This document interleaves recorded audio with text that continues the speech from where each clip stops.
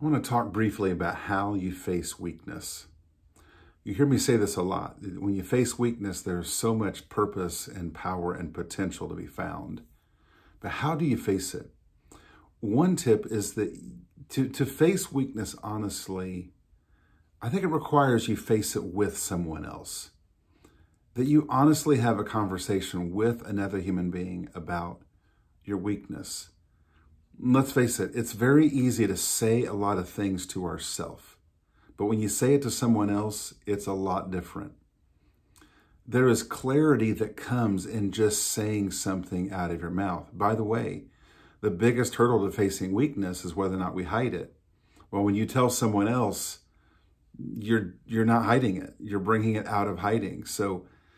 But let's talk about who we have a conversation with. If I have a problem I'm hiding, I need to no longer hide it, and I need to face it. And to honestly face my weakness, I need to honestly talk about it with someone else. What kind of person do you talk to? I first of all recommend it's probably not going to be family. It might be if it's someone who's very mature, but oftentimes with family, if we tell them a problem we have, they want to get overly involved, and that doesn't really help. Normally, you don't need someone to fix your problem or get overly involved in your problem. You need someone to encourage you and be a good listening ear, but you need someone to see the real you and not just see you in your problem. You need to find someone who, if you tell them the information, they can handle it. It's not going to, weird them out and make your relationship really awkward. You're probably not going to tell your boss, because then when you go to a meeting, you're like thinking about work and you're thinking about, what are they thinking about my situation? So probably not going to be family, probably not someone you work with. It doesn't have to be someone who's paid to listen to you, like a counselor or a therapist. It certainly can be.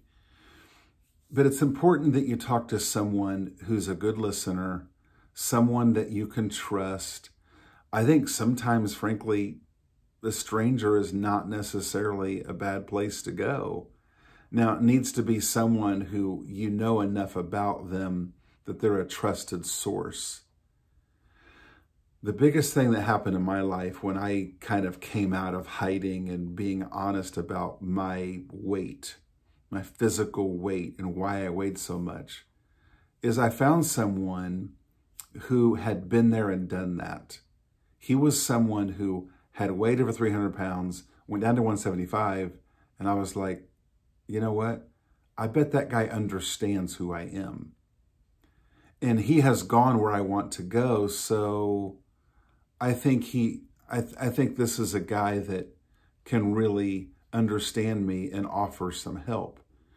And he was a stranger when I first called him. He was a stranger. But because of his life, he had credibility with me.